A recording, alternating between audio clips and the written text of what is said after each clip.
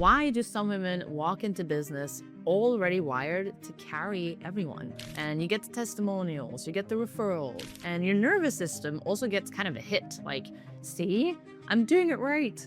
I'm the good one. So the program is working, except the program is running on empty. When you feel the urge to step in, to rescue, to add, to fix, just pause.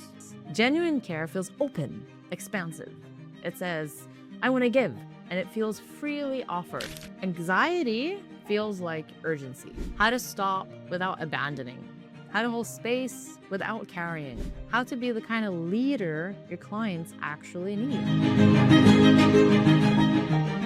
Welcome back to the High Ticket Portal podcast. I'm Vanessa Carling, and this is part 2 of our series, The Cost of Carrying Everyone. If you haven't listened to part 1 yet, I'd encourage you to go back and start there. We spent that episode naming the pattern, what overfunctioning actually looks like in a high-ticket business, and why it's so hard to spot it because it looks like you're just really good at your job. Today, we're going a layer deeper. Today, we're asking, where did this all come from? Why do some women walk into business already wired to carry everyone? To manage, to over-deliver, to rescue, to basically just hold it all together. Where did that pattern get built? And what is it actually costing you now? I want to say at the start of this episode that what we're talking about today is real psychological and somatic territory. Now, I'm not a therapist and this is not therapy, but I do believe that doing business without really understanding your nervous system is like trying to drive a car without understanding how it works. You might be able to guess yourself around and get somewhere, but it's going to be a bumpy ride. So we want you to have an enjoyable working experience, to be the female CEO that you want to be without burning out your nervous system. So let's get into it. The first thing to understand about overfunctioning is that it didn't start in your business. It started way long before that. For most overfunctioners, and I include myself in this, there was an environment early in life where taking on responsibility for other people's emotions, for other people's well-being, for other people's okayness felt necessary.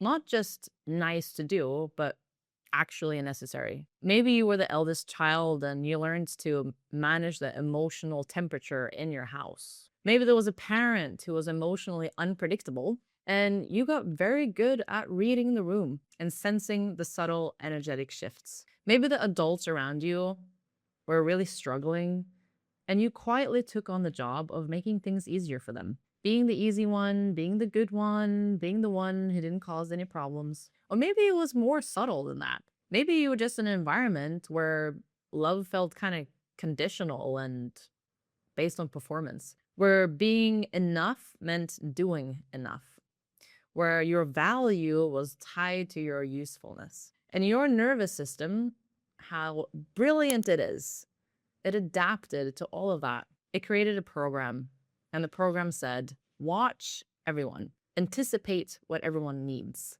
move before they ask, keep everyone okay. And if you do all of that, you're going to be safe. So that program maybe even saved your life. And I genuinely believe that it was genius for you to do that in the environments that you were in. But the problem is that you're not in that environment anymore. We're not in our old environments anymore. But your nervous system might not know that fully yet, because nervous systems don't update automatically.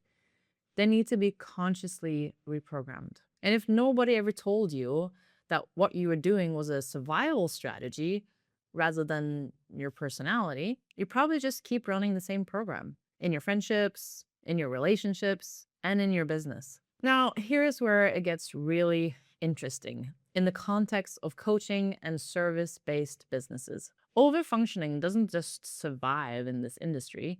It actually gets rewarded. Clients rave about you. They say, oh, she goes beyond and above. She really cares. She's always there. And you get the testimonials, you get the referrals, and your nervous system also gets kind of a hit. Like, see, I'm doing it right.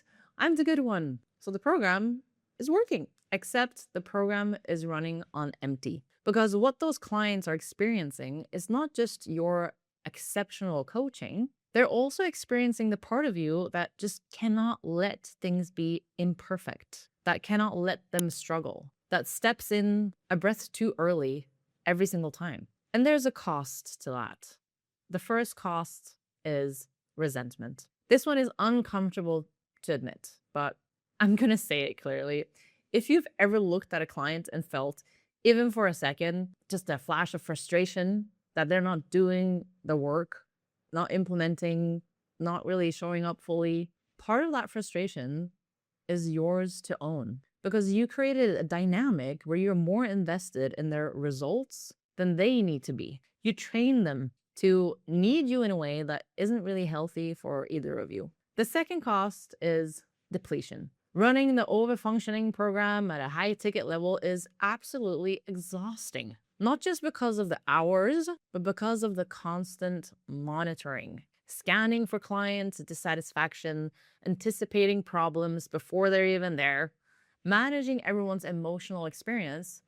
That's a full-time job inside of your nervous system, running all day long and maybe even all night. And if you've ever noticed that you feel more tired on a Sunday evening than you did on a Friday afternoon, even though you maybe took the whole weekend off, it might be because your nervous system never actually switched off. It was still running the program. Now, the third cost, and this is the one that I want you to really sit with, is that overfunctioning keeps your clients small. When you carry too much, they carry too little. The client who has a coach who manages her emotions for her never develops her own emotional resilience. The client who always gets rescued before she really struggles never builds the capacity to push through difficulty alone. The client whose coach rewrites her offer because the client said, I'm not sure if this is working, that client never learns to trust her own instincts. You're not actually helping them when you're overfunctioning. You're helping yourself feel better. And somewhere beneath that, your nervous system is keeping everyone safe, just like you learned to do a long time ago.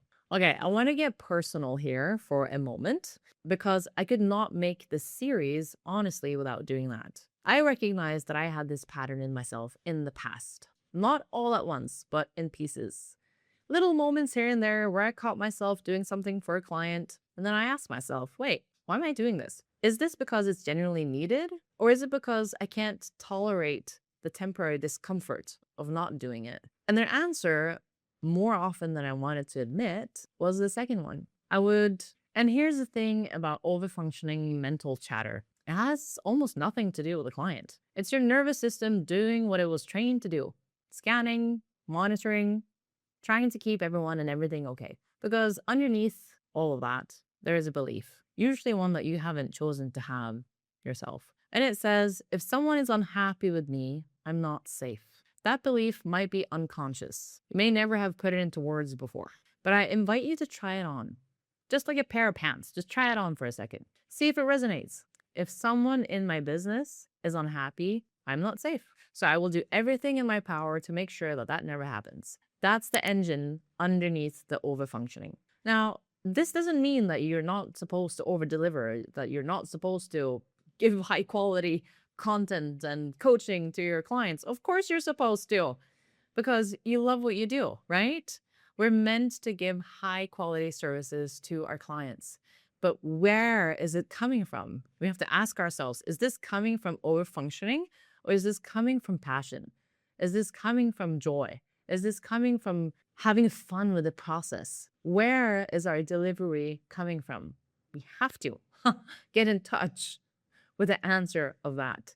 Because once you flip from delivering from overfunctioning to delivering from service and fun and joy and excitement, you will tap into a whole nother realm of energy that you've never felt before. So what do you actually do with this? I want to give you something practical today because I know this can feel a little bit heavy, and heavy needs somewhere to land. So the first thing, and it sounds really simple, but don't underestimate it. It's to start noticing the difference between impulses that come from genuine care and impulses that come from anxiety. They feel different in the body if you slow down enough to notice. Genuine care feels open expansive. It says, I want to give, and it feels freely offered. Anxiety feels like urgency, like a pull, like I have to do this, or something bad will happen if I don't do this. Start tracking which one is driving you. You don't need to change anything yet, but just notice. Build the awareness muscle first. Okay, the second thing, when you feel the urge to step in, to rescue, to add, to fix, just pause. Give yourself 30 seconds before you act. Ask yourself, is this mine to do? Is this actually needed? Or am I managing my own discomfort right now? Sometimes the answer will be, yeah, it's needed. And if so, you act. You deliver, you go for it, go all the way. But sometimes, maybe a little bit more often than you realize, you'll find that the urge passes, that the client managed to figure it out, that nothing fell apart. And that is incredibly powerful and informative for your nervous system because it gets to learn, I don't always have to move. Things can be okay with me not being there all the time, managing everything. And the third thing, and this is the longer identity work, is to start separating your own sense of safety from your client's satisfaction. Their happiness is not evidence that you're doing a good job, and their struggle is not evidence that you're doing a bad one. Both of those things sound simple. Neither of them are easy to embody when your nervous system was built on the opposite belief. But that is the rewiring that changes everything. So in part 3, we are going to get very practical about what that rewiring actually looks like in the day-to-day of running a high-ticket business. How to stop without abandoning. How to hold space without carrying. How to be the kind of leader your clients actually need, which is not a leader who does everything for them. Now, if this episode resonated, even if it stirred something uncomfortable up in you, I would love to hear from you. You can find me on Instagram. The link is in the show notes.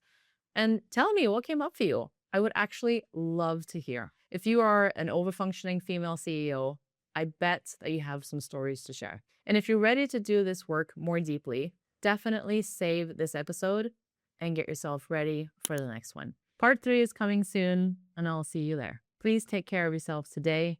Do something loving for yourself, and I will see you in the next episode.